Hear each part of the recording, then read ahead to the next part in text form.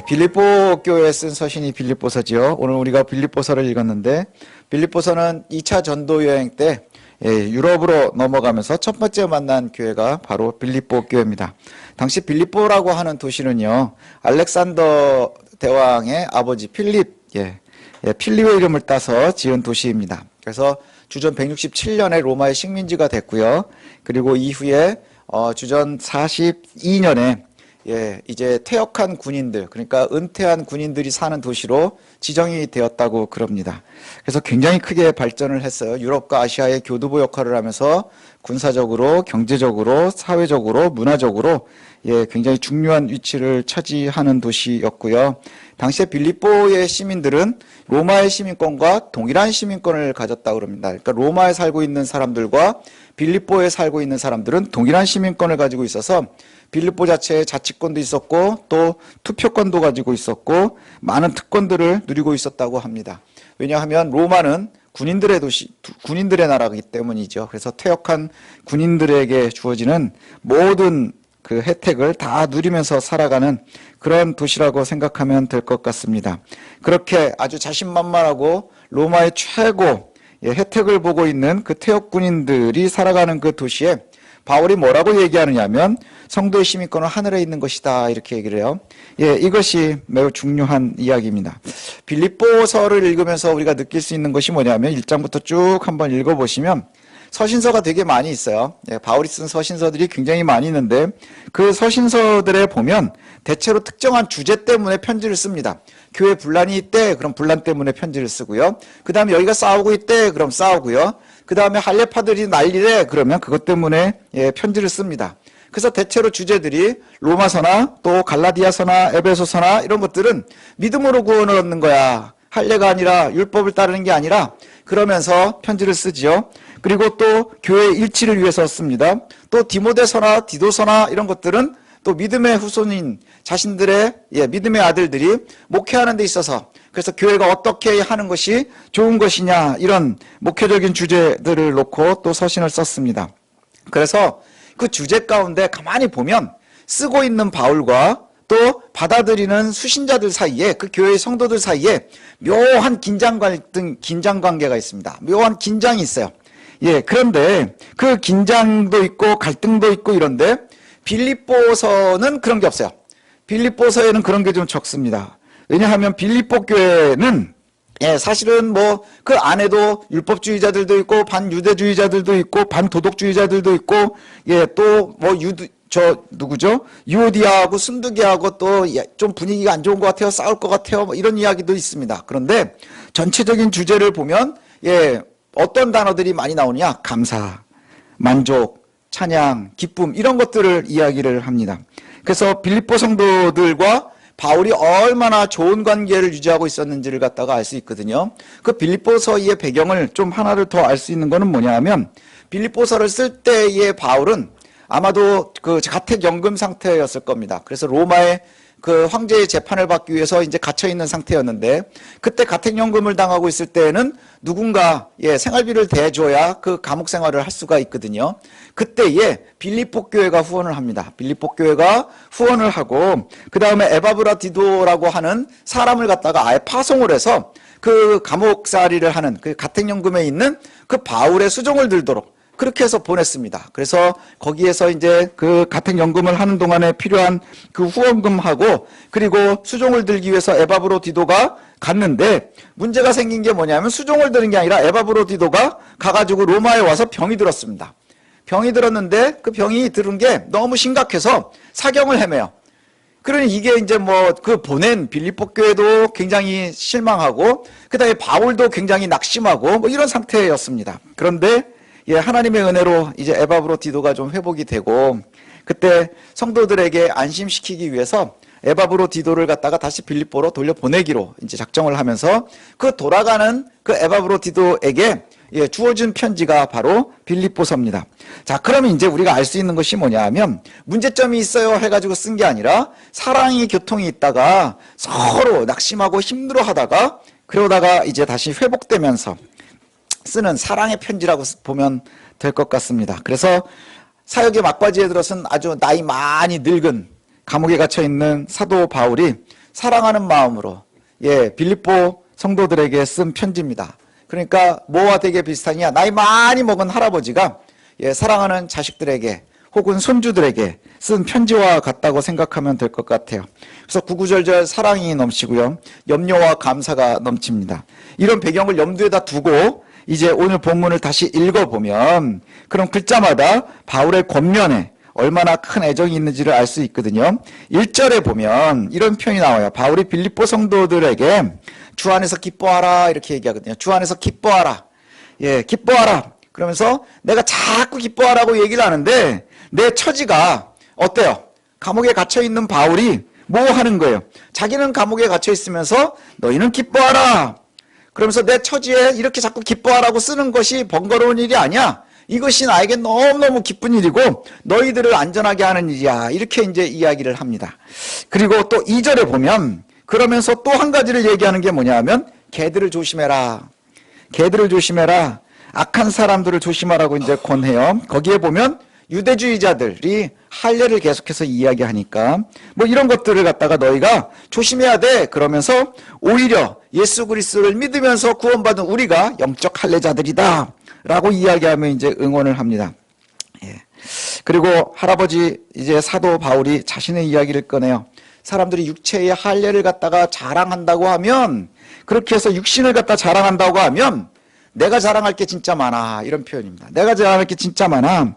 누군가 육체를 신뢰할 수 있다고 얘기를 한다면 나보다 더한 게 있겠니? 나는 혈통으로도 그 다음에 내가 세상에 가지고 있는 거로도 내가 자랑 못할 게 없어. 나는 원래 태어날 때부터 사람들이 이야기하는 그 할례를 나는 난지 8일 만에 받았어. 나는 정통 유대인이고 나는 바리새인이고 그리고 나는 박해하면서까지도 그 율법을 지키려고 열심을 냈었던 사람이야.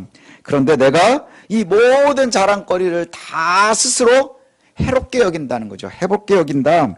왜 그렇게 되었느냐? 그러면 그게 바로 그리스도 때문이라는 거예요. 그리스도 때문에 내가 모든 것을 갖다가 다 해롭게 여긴다. 육체의 자랑은 내가 다 버렸고 이제 가장 중요한 것은 그리스도를 아는 것이다. 그리스도를 아는 것이 나에게 가장 중요한 것이다. 그래서 그것이 얼마나 중요한지 이전에 사람들이 자랑하는 육신의 것은 내가 뭐와 같이 여긴다고요? 배설물과 같이 여긴다. 여기다 쓰는 거예요. 사람들이 가장 정신없이 온 생애를 다해서 가지려고 하는 것 그거 내가 다 가졌었는데 그리스도 때문에 배설물로 여긴다. 그리고는 나는 이제 인생의 목표가 그리스도의 사람이 되는 것이다. 이겁니다. 그리스도의 사람이 되는 것이다. 그리스도 안에서 인정받는 사람이 되는 것이다. 율법이 아니라 그리스도를 믿는 믿음으로 참된 의로움을 갖는 것 이것이 나의 삶이라고 하는 것이죠. 그래서 바울이 자신의 추구했었던 그 모든 삶에 가장 중요하게 여겼었던 의로움, 지식 이것을 그리스도를 만나면서 결국은 다 버렸다 말하면서 오늘 10절과 11절 이 말씀을 한번 우리가 같이 읽었으면 좋겠습니다. 바울이 자신이 이렇게 이야기하는 이유를 갖다가 말하는데 10절과 11절 함께 읽겠습니다. 시작. 내가 그리스도와 그 부활의 권능과 그 고난에 참여함을 알고자 하여 그의 죽으심을 본받아 어떻게 해서든지 죽은 자 가운데서 부활에 이르려 하노니. 11절에 보니까 어떻게 해서든지 죽은 자 가운데서 부활에 이르려 하노니. 바울의 최종 인생의 목표가 바로 여기에 있습니다. 바울의 최종 인생의 목표가 뭐냐? 죽은 자 가운데서 부활에 참여하는 것이죠. 죽은 자 가운데서 부활에 참여하는 것. 그런데 부활에 참여한다 하는 것은 전제가 있습니다. 그게 뭐냐? 그럼 예수 그리스도의 고난과 죽으심에 같이 참여하는 것이지요. 그래서 바울이 어떻게 해서든지 죽지 않겠다고 얘기하지 않아요. 죽은 자 가운데서 부활에 참여하겠다 이렇게 이야기합니다. 믿는 자들에게 최종의 목적지가 어디입니까? 그리스도와 함께 다시 사는 겁니다. 부활에 우리가 참여하는 것이죠. 부활에 참여하기 위해서 바울은 젊은 날에 내가 인생을 바쳐서 과거의 자랑거리로 삼으려고 그 모든 것 쌓았던 것을 다 배설물과 같이 여겼다 이렇게 얘기해요. 왜요? 내가 그리스도의 부활에 참여하려고 어떻게 해서든지 내가 그리스도의 부활에 참여하려고 그와 같이 했다는 것이죠. 그런데 바울은 인생을 이제 다 살아갑니다. 하얗고 나이 많이 먹었고 늙었고 이제 곧 죽음을 앞두고 있고 그런데 그 바울이 뭐라고 얘기하느냐 하면 12절 13절 14절에 보니까 아직도 나는 그 부활에 참여하려고 진행 중이다. 내가 그렇게 살아가고 있다. 이렇게 얘기를 해요. 12절, 13절, 14절도 우리가 같이 한번 읽겠습니다. 읽겠습니다. 시작. 내가 이미 얻었다 함도 아니요 온전히 이루었다 함도 아니라 오직 내가 그리스도 예수께 잡힌 바 된 그것을 잡으려고 달려가노라. 형제들아, 나는 아직 내가 잡은 줄로 여기지 아니하고 오직 한 일, 즉 뒤에 있는 것은 잊어버리고 앞에 있는 것을 잡으려고 표대를 향하여 그리스도 예수 안에서 하나님을 위해서 부르신 부름의 상을 위하여 달려가노라.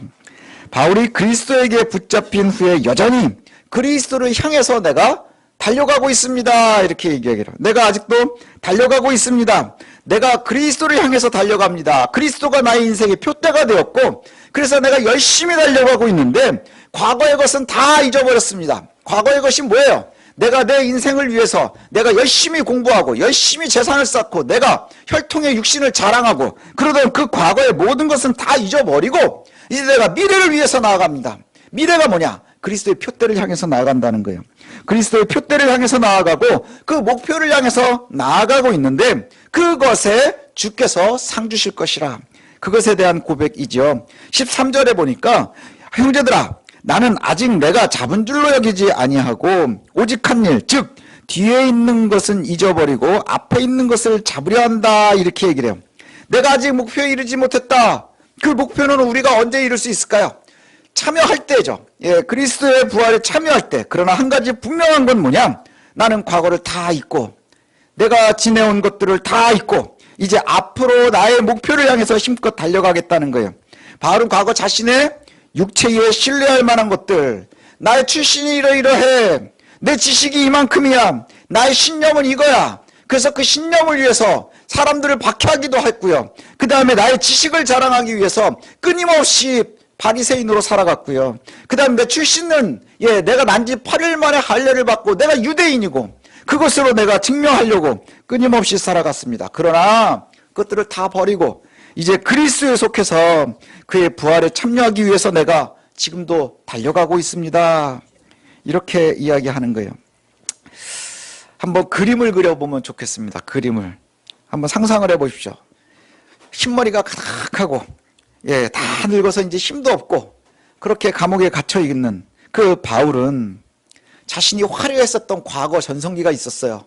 그거를 다 배설물처럼 여긴다 하면서 그리고는 지금 감옥에 갇혀 있는 자신을 힘있게 뭐라고 얘기하느냐? 부활에 참여하기 위해서 지금도 달려가고 있다. 그리고는 이렇게 얘기를 해요. 17절에 나를 본받아라. 나를 본받아라. 참 나를 본받아라. 이 말을 할 수 있는 것이면 참 큰 자신감이라는 생각이 듭니다. 여러분 혹시 여러분 자녀들에게 나를 본받아라 이렇게 얘기하실 수 있으세요? 저는 이 말이 참 자신이 없는 것 같아요. 나를 본받아라. 이 말은 보통 사람들은 할 수 없을 것 같아요. 사람들이 보기에 우리가 생각하면 바울도 이 말을 하면 안 됩니다. 왜냐하면 바울은 지금 드러낼 게 없기 때문이에요. 가진 것도 없고 힘도 없고 건강하지도 않고 아무것도 없습니다. 심지어는 돌아다닐 수 있는 자유도 없는 사람입니다. 그리고 어떻게 될지 모르는 재판을 기다리고 있는 사람입니다. 과거에 정말 잘 나갔었던 바리새인, 로마 시민권을 가지고 있는 사람, 그런데 그것을 모두 다 포기하고 버리고 배설물처럼 여기고 그리고는 평생을 떠돌아다니다가 지금은 다 나이 먹어서 어디 편안한 곳에 있는 게 아니라 감옥에 갇혀 있으면서 그리고는 평생에 화려하게 살았었던 군인들, 로마 시민권을 가지고 그것 때문에 자랑스러워하고 있는 그 빌립보의 퇴역 가족들과 퇴역 군인들과 그 가족들에게 나를 따르라. 이게 말이 되느냐 하는 거예요. 자기는 지금 사람들의 모습으로 보면 너무나 후져졌어요. 별 볼 일이 없어졌어요. 진짜 한없이 초라해졌습니다. 그리고 지금 현재 끊임없이 누리고 있는 이들이 있어요. 퇴역 군인으로 모든 것을 다 가지고 편안한, 요즘에 우리가 가장 관심 가져하는 편안한 노후, 이것이 보장되어져 있는 사람들.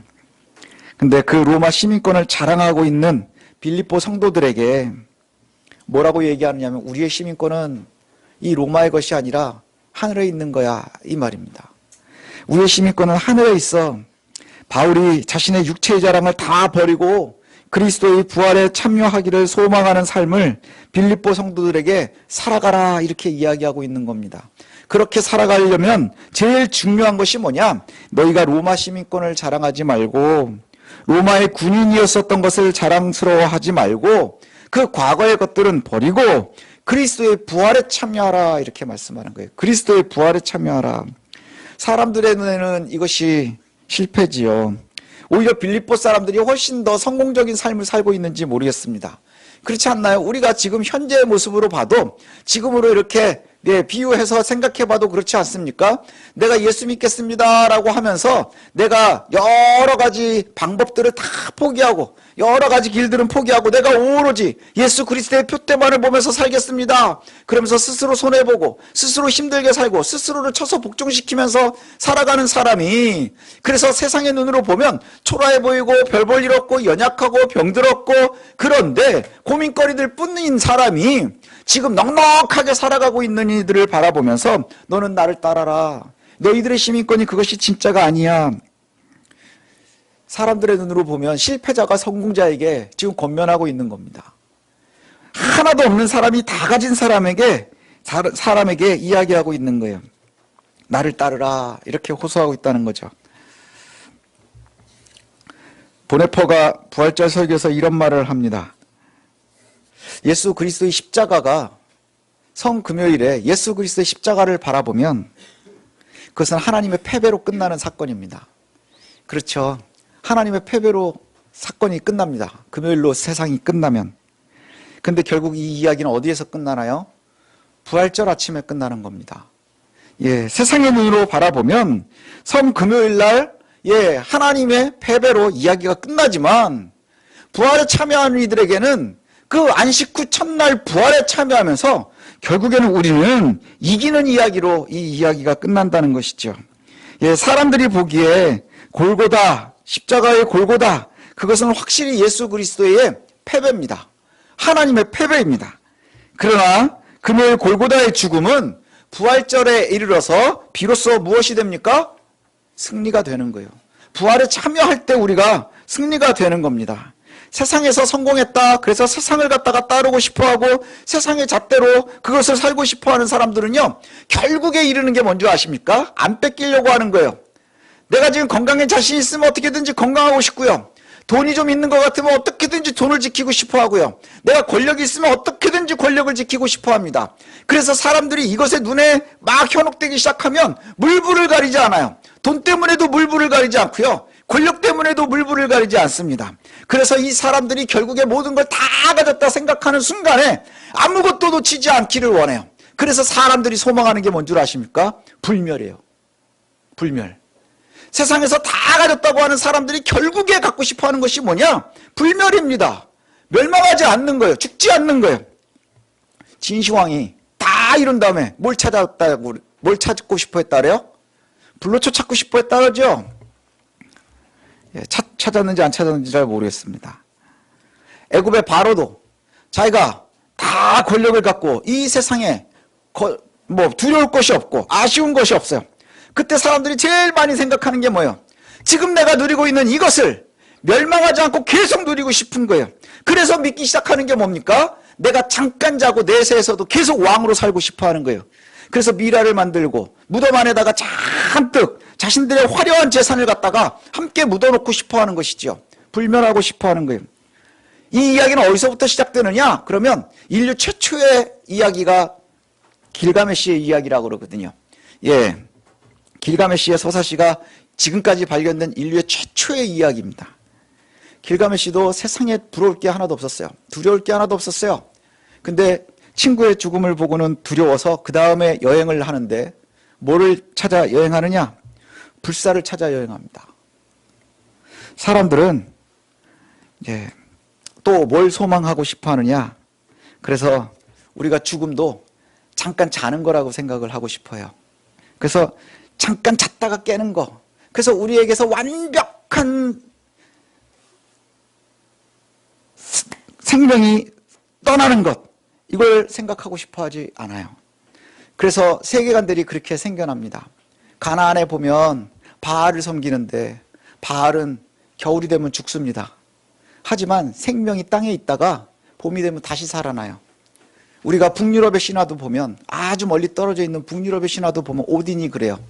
겨울이 되면 언젠가 죽었다가 다시 살아나지요. 근데 예수 그리스도의 십자가는 진짜로 죽는 겁니다. 조금의 생명도 남아있지 않고요. 내가 죽는 거예요. 나의 과거가, 나의 죄악이 정말로 하나도 남김없이 죽는 겁니다. 잠을 자듯이 아니고요. 정말로 죽음입니다. 모든 것이 끝나는 죽음이지요. 죄에 속해 육체를 따라 살았던 과거의 삶이 아주 죽는 겁니다. 제가 이야기를 하다가 저희 아내하고 그런 얘기를 했어요. 예. 토요일 날 어제 부활절을 준비하다가, 내일은 부활절이고, 오늘은 지금 편안하게 우리 예수님은 안식하고 계시겠구나. 뭐 이런 얘기를 하더라고요. 그래서 목사 사모가 잘 모른다고, 지금 우리 예수님은, 음부에 가 계시는 거라고. 영원한 죽음을 보고 계시는 것이죠. 조금의 생명의 씨앗도 없는 완벽한 죽음에서 하나님의 능력으로 살아나는 것, 이것이 바로 부활입니다. 우리의 죄의 속성이 다 죽고 또 그 흔적이 다 죽고, 그리고 나서 영원하신 하나님의 행사하심으로 다시 사는 것, 그것이 부활이고요. 거기에 우리가 참여해야 되는 겁니다. 우리 병마와 싸우는 성도들, 우리 교회도 생각보다 많습니다. 병마와 싸우시는 분들도, 또 우리가 여러 가지 두려움 때문에 고민하면서 사시는 분들도 한번 잘 생각하십시오. 우리의 최종의 목표를 어디에다 둬야 하는지. 이 부활의 아침에 정말로 우리가 예수 그리스도의 부활에 참여하시기를 소원합니다. 그것이 우리의 삶의 표대가 되기를 소원합니다. 10절과 11절을 다시 제가 우리 아이들이 읽었었던 것으로 다시 읽으면서 결론을 삼았으면 좋겠어요. 제가 쉬운 성경으로 10절, 11절 읽어드리겠습니다. 이제 내가 바라는 것은 그리스도를 알고 죽음에서 부활하신 그 능력을 체험하며 그리스도와 함께 고난받고 그분과 같이 죽는 것입니다. 그분을 따를 수만 있다면 나도 마지막 날 부활의 기쁨에 참여할 수 있을 것입니다. 우리의 부활에 참여한다는 것이 바로 10절에 이야기하는 것처럼 죽음에서 부활하신 그 능력을 체험하는 것, 그건 뭐냐? 그리스도의 고난에도 함께 참여하는 거예요. 그리스도의 죽음에도 함께 참여하는 겁니다. 오늘날 우리가 예수 그리스도의 부활을 기념하며 부활절을 지킵니다. 2000년 전에 예수님께서 죽으시고 부활하셨던 그 사건을 그저 단순하게 내가 신뢰합니다 라고 얘기하고요, 3인칭 관찰자의 시점으로 그냥 바라보는 게 아니에요. 그것을 판단하는 날이 아닙니다. 사람들은 정말로 예수가 있었을까? 예수가 죽었을까? 다시 살아났을까? 정말로 그것에 근거가 있을까? 이것을 가지고 관찰하는 거예요. 그래서 조금이라도 뭔가 있을 것 같으면, 믿어질 것 같으면 나는 믿음이 좋은 것 같아, 이러면서 3인칭 관찰자로 그저 요거 바라보는 그것이 부활절이 아니라, 바울과 같이 정말로 그리스도에 속해서 살면서 고난과 사망에 참여한 후에 우리의 최종 목적지, 그게 어디예요? 예수 그리스도와 함께 부활에 참여하는 그 참여자가 되는 것이 바로 부활절의 날입니다. 저와 여러분에게 약속된 게 뭐예요? 그게 예수 그리스도의 고난과 우리가 다 죄 가운데 죽고 이제 새롭게 사는 거예요. 그게 바로 부활입니다. 영원히 사는 것. 그 부활의 소망에 참여할 수 있는 저와 여러분들이 되시기를 원합니다. 그저 멀리 서서 관찰하는 부활이 아니라 예수 그리스도를 따르며 지금 늙은 바울이 우리에게 권면하는 것처럼 내가 주변에 가진 것은 별로 없어서 내가 건강하지도 않고 재산도 없고 권력도 없고 그저 소시민으로 그날 힘겹게 살아가지만 우리의 인생의 표대는 예수 그리스도를 바라보면서 그 표대를 향해서 내가 부활에 참여하는 것, 그것이 있다면 결국 우리는 모든 걸 다 갖는 겁니다. 그것 때문에 바울은 다 가진 것을 배설물과 같이 여길 수 있었던 건 바로 부활의 기쁨 때문이죠. 이제 우리도 이것을 소망했으면 좋겠습니다. 부활에 참여하는 것이 바로 이것이죠. 예수와 함께 죽고 예수와 함께 고난받고, 그리고 결국에 전혀 바랄 수 없는 중에 그리스도와 함께 부활에 참여하는 것, 하나님의 나라의 주인이 되는 것, 이것을 소망하는, 그리고 그것을 따라서 바울이 지금 내가 다 이룬 것도 아니지만 지금 내가 달려가노라 하는처럼 저와 여러분들도 그 표대를 보고 함께 달려갈 수 있는 그런 용기 있는 힘 있는 성도들 되시기를 소원합니다.